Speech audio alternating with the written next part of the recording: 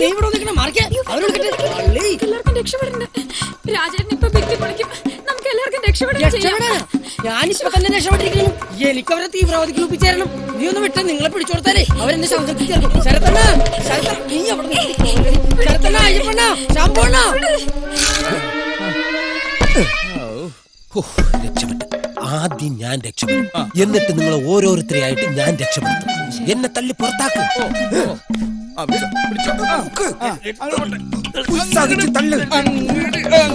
എവിടെയോ കയറി ഉടക്കി.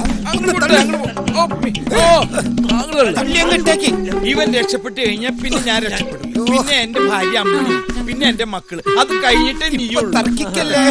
എന്റെ പകുതി അകത്താണ്, ബാക്കിയോടെ തള്ളി പുറത്തിട്. അങ്ങോട്ട് പോട്ടെ. വിശ്വാസമില്ലേ? അങ്ങനെ